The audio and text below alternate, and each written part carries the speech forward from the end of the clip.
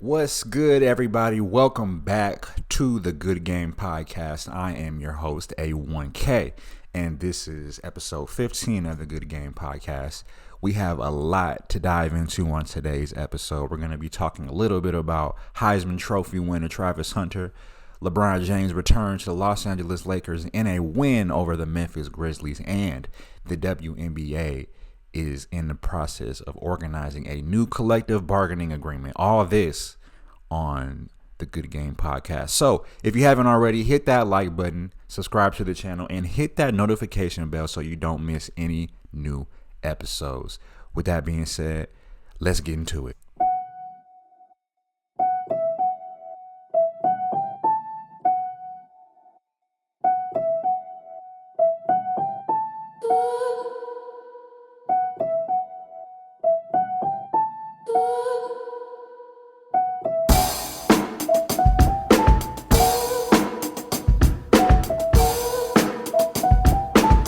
All right, so kicking things off here at the Good Game Podcast, the WNBA and the Players Union meet in person Wednesday.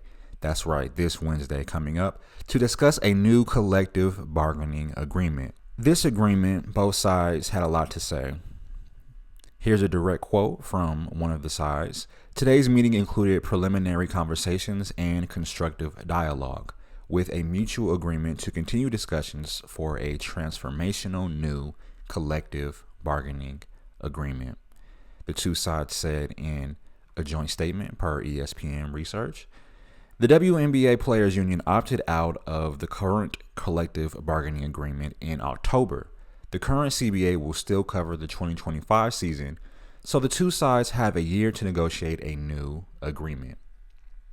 The early opt-out marks a crucial juncture for the league. The WNBA signed a historic 11-year media rights deal worth over $200 million a year.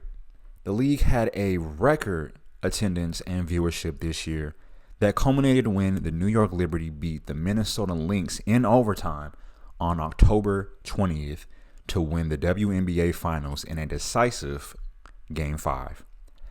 At the meeting Wednesday, where WNBPA President Ngika Ongumuke, as well as Kelsey Plum, Elizabeth Williams, Nafisa Collier, Satu Sabali, Dejanay Carrington, and Stephanie Dolson.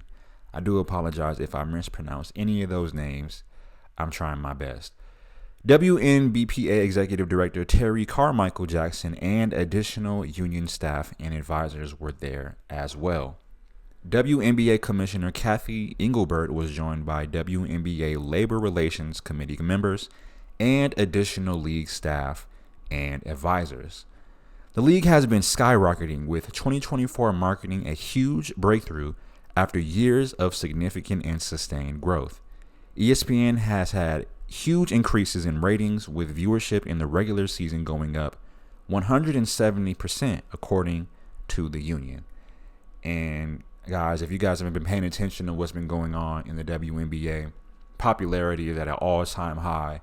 I think these are the moments and these are the seasons that players in the WNBA and fans as well have been waiting on. And it's good to finally see the league get the appreciation that it so much deserves. You know, this is a league that started in the mid-90s, and ever since then, you know, it hasn't really been the most popular thing to watch as far as women's sports. But I think now we can rightfully say that the WNBA and women's basketball is one of the most popular sports of any gender, not just male or female. So definitely excited to see where the league goes from here, and we'll be paying attention to how we move forward. The union said it was hoping for a new economic model that transforms the current system, which imposes arbitrary and restrictive caps on the value and benefits of players. The players want an equity-based model that grows and evolves with the league's increased business success. Basically what they're saying is, as a league makes more money, we want to be able to make more money too and be a part of the profit growth and profit sharing, which is a very, very reasonable accommodation they should be able to make. Other areas that the union would like to see improved include salaries, retirement benefits, better child care, and family planning benefits. And I do hope that there is some type of agreement that can be, agreed upon with both parties, and that the women that play in this league get everything, if not close to everything they're asking for, because it is rightfully deserved, in my opinion. And moving forward, whether it be the increase in revenue they get from ticket sales, jersey sales, shoes, name and likeness, things like that. There's so many different ways for these athletes to make money, and I think that it's a great time to renegotiate a deal and get these women the right amount of money that they at least can say they earned and deserve. Because when you look at the amount of money that is brought in from these organizations and the type of accommodations and salaries that the athletes currently have to deal with, it's very, very unacceptable. So definitely will be rooting for them. Hopefully they come in this collective bargaining agreement with some type of consensus and they get a deal done. All right, moving on to our next topic of the day. LeBron James returns to the Los Angeles Lakers Sunday as the Los Angeles Lakers defeat the Memphis Grizzlies 116-100 in a very hard-fought win. I was able to catch highlights of this game, and it was a pretty back and forth game. I mean, from what I surmised, the Lakers were able to come up with around a 20-point lead by halftime. So first half was pretty well played, in my opinion, from the Los Angeles Lakers side. And then, as we got to the third quarter, the end of the third quarter, the Memphis Grizzlies were able to go on a little bit of a run. Were able to close it more within 10 points during that third quarter. It was a pretty close game. I think it was within 9 or 7 points during certain parts of that fourth quarter. But ultimately, the Lakers were able to just outplay Memphis defensively, offensively, just made better plays. I saw LeBron make some phenomenal plays. Obviously, he's going to do those type of things. But then also, I have players like Austin Reeves step in and, really contribute to the team's success. And I noticed Austin Reeves had that headband on. I don't know what it is with these NBA players and just randomly started wearing a headband. Like, we've watched this man play basketball all this time. No headband. All of a sudden, he just puts the headband on, but he started balling out. So, hey, whatever works for you, my guy, you gotta do that. So I don't blame you. It's just interesting how all of a sudden you put the headband on. But, sometimes it's just one of those things you got to just switch it up. And, obviously it worked out. So I have nothing to complain about, honestly. After returning Sunday in the Los Angeles Lakers win over the Memphis Grizzlies following an 8-day layoff, LeBron James said he had to be convinced to take time away from the team to address his sore left foot. And here is a quote from James. "If it was up to me, I probably would have played," said James, who came into the season stating his goal to play in all 82 games in his 22nd year in the NBA. He continued to say, "It would have been hard to keep me away from it. I have a team and I got to listen to them as well. They look out for my best interests." Lakers head coach J.J. Redick said James' absence was for personal reasons and gave the star space during the time he missed, telling reporters he was unaware of how the league's all-time leading scorer spent the week-long break. James shed some clarity on the situation after putting up 18 points, 8 rebounds, 8 assists, and 2 blocks in 34 minutes against the Memphis Grizzlies. "A lot of rehabbing, a lot of training still to make sure that I was ready to go tonight," James said. "Didn't want to get too much out of shape. By failing to advance to Las Vegas and defend their NBA Cup championship, the Lakers' schedule had just 2 games during a 10-day stretch from December 9th to December 18th, allowing James to prioritize his health without missing too much game action. I had an opportunity to take more days and get my mind, body, and everything where I wanted it to be for tonight," James said, "and it worked out," end quote. The payoff was almost immediate, with James throwing down a dunk on one end, sprinting back to block Grizzlies forward Brandon Clark's shot from behind on the other, and then scoring on a tip-in on the ensuing possession, all in the span of 19 seconds in the first quarter. Beyond the initial surge, Redick said James' defensive communication was a constant plus for his team as LA held a Memphis team that came into the night having won 10 of his last 11 games to just 39.2% from the field, 32.1% from three-point range, and forced 21 turnovers. That is a lot of turnovers for this Memphis Grizzlies team. Riddick said he's the best on our team with his attention to detail and shifts, talking about LeBron. And an important part of us having a good team defense in his talk and his effort level on that, end quote. On the season, James was averaging 23 points on 49.5% shooting, 35.9% from three, 9.1 assists, and 8 rebounds before Sunday's game. Riddick has said he is in constant communication with James and his longtime athletic trainer, Mike Mancias, about managing the four-time MVP's workload as he nears his 40th birthday at the end of the month.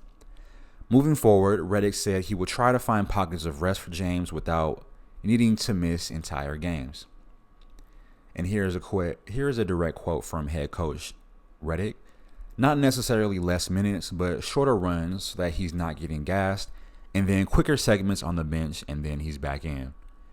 James said his left foot soreness remains, quote, an everyday thing, adding, "It's not behind me," end quote. However, he said the extended rest did allow him to recover from quad injury he suffered in the last game he played, LA's 134-132 overtime loss to the Atlanta Hawks on December 6th. His return coincided with Riddick trying out a new starting lineup for the first time this season, with Max Christie joining James Davis, Austin Reeves, and Rui Hachimura in the first unit. Reeves had 19 points, 8 assists, and 2 steals, while Christie was instrumental in holding Grizzlies star Ja Morant to a 6 for 21 shooting line with 7 turnovers. Max Christie later said in an interview, "My main assignment tonight was Ja Morant, so my mind was just focused on trying to make it as tough as I could for him. And I thought I did a decent job of that tonight." And I would agree with that statement. I think that the matchup between Max Christie, Austin Reeves guarding Ja Morant was very smart for the Lakers to do. It created a lot of problems. Ja Morant really wasn't able to do his typical drives to the hoop like he wanted to.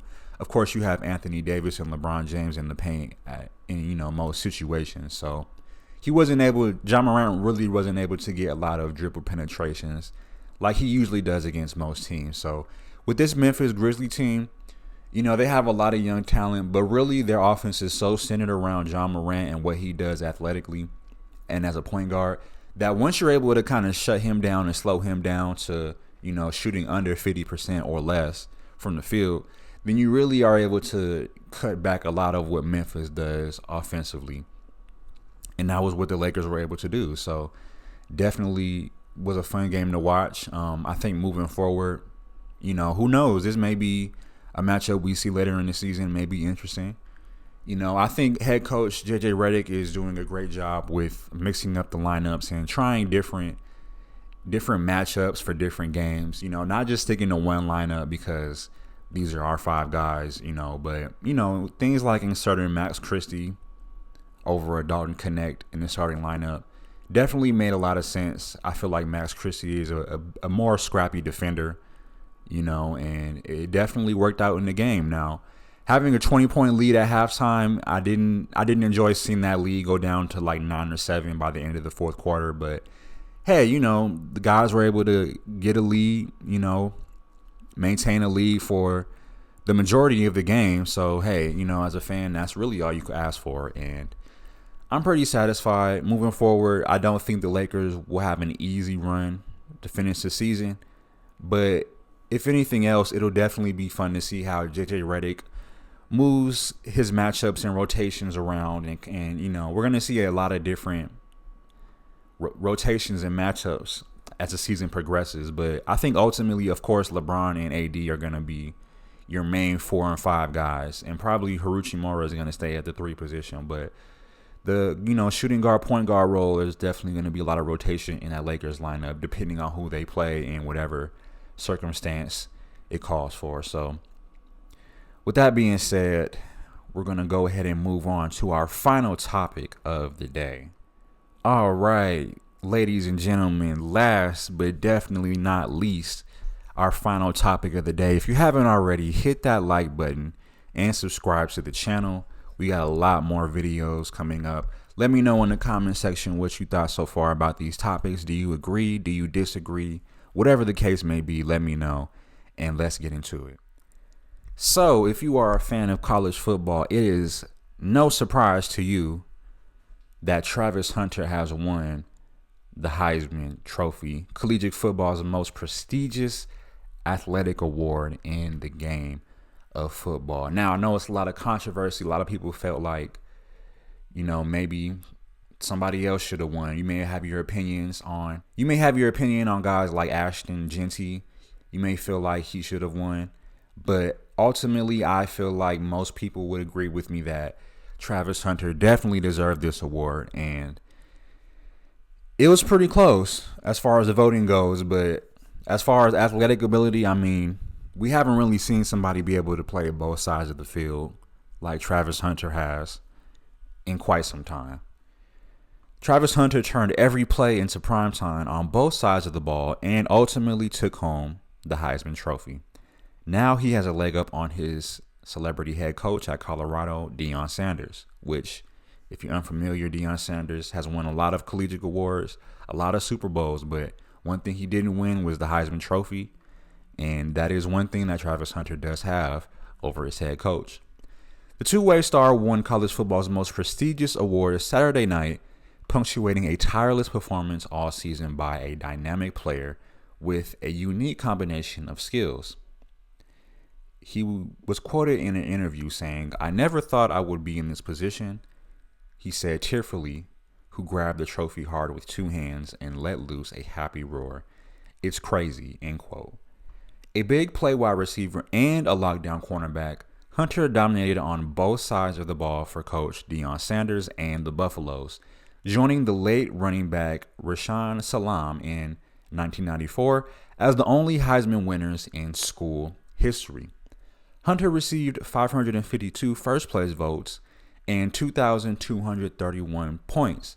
Boise State running back Ashton Genty was the runner-up with 309 first-place votes and 2,017 points, making it the closest margin of victory since 2009, back when Mark Ingram edged Toby Gerhardt. The previous highest total for a runner-up was 1,871 points by Tua Tagovailoa in 2018, back when Kyler Murray won. Hunter garnered 80.14% of the possible points, the 11th highest in Heisman Trophy history, and joined Michigan cornerback Charles Woodson as the only full-time defensive player to claim the prize. Woodson also made big plays on offense, but he didn't play nearly as much as Hunter on that side of the ball. Two quarterbacks, Oregon's Dylan Gabriel and Miami's Cam Ward, finished third and fourth respectively in balloting for the 90th Heisman Trophy, presented annually since 1935 to the nation's most outstanding player. This year's ceremony was held at Jazz at Lincoln in Manhattan, where Sanders was in attendance. It marked the only fifth time this century that a quarterback didn't win.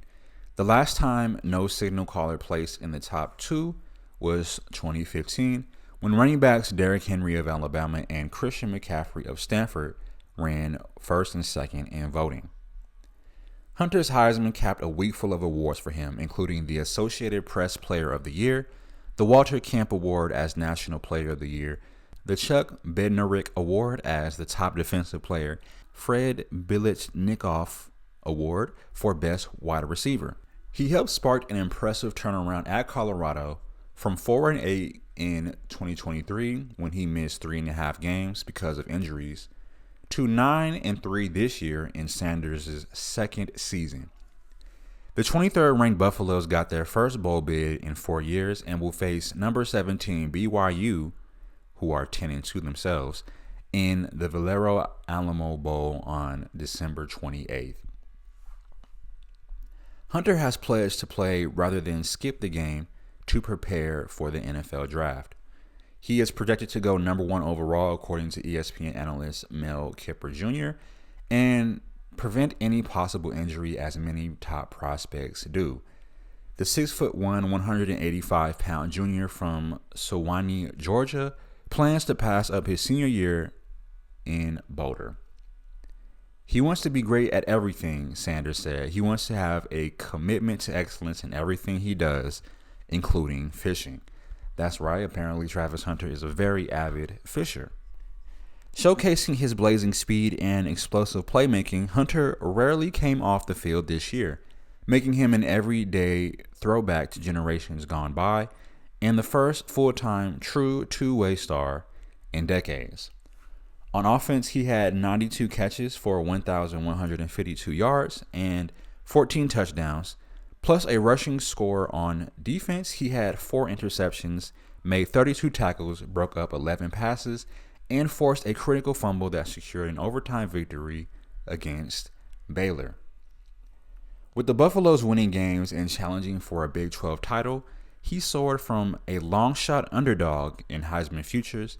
His odds reached as long as 75-1 before the season at ESPN Bet to a heavy betting favorite this week. He played 669 defensive snaps and 687 on offense, a total of 1,356. That was 434 more than any other FBS player. He was on the field for 84% of his team's total snaps. No other FBS player accounted for more than 56%. It would seem like an overly exhausting workload for any player these days, both mentally and physically, but not for Travis Hunter. And here's a direct quote. "I think I laid the ground for more people to come in and go 2 ways," he said Friday. It starts with your mindset. If you believe you can do it, then you'll be able to do it. And also, I do a lot of treatment. I keep up with my body. I get a lot of recovery. End quote.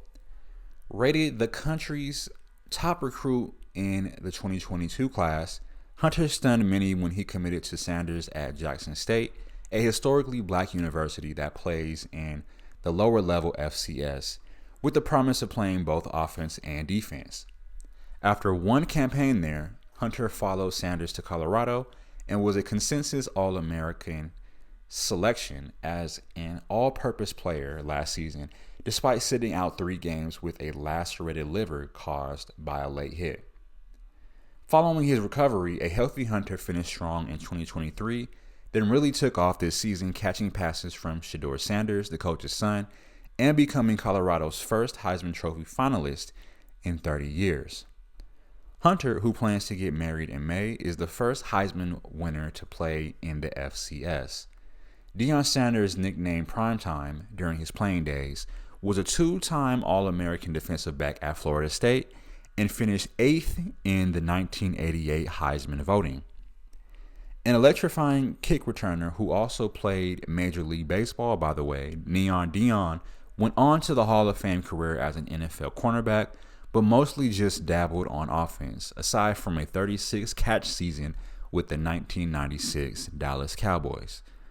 Nothing quite like Hunter, who now has Heisman bragging rights on Coach Prime forever. So definitely want to give a shout out to Travis Hunter doing what a lot of people thought would not be possible. I mean, being able to play both offense and defense is not an easy task in any sport. I mean, we think about people like Shohei Ohtani and Babe Ruth and all these legendary players throughout time who have been able to play both offense and defense. And then we look at Travis Hunter, we have to start putting him in that same category, in my opinion. I mean, it's tough, man. What an incredible athlete. Definitely deserving of the Heisman Trophy. Also want to give a quick shout out to all the runner-ups too, because y'all deserve some praise as well for being phenomenal athletes. It's going to be a heck of a draft class coming up. Looking forward to this new generation of professional football players. The NFL is in great hands, and I'm going to be excited to see what transpires in the future. So, with that being said, that is all the time we have for today's episode of the Good Game Podcast. Make sure, if you haven't already, hit that like button and subscribe to the channel. We got more videos coming up in the future. I don't want you to miss it. Be a part of the Good Game family. hit that bell notification so you don't miss when we drop a new video. I love y'all. Until next time, everybody, be safe and peace out.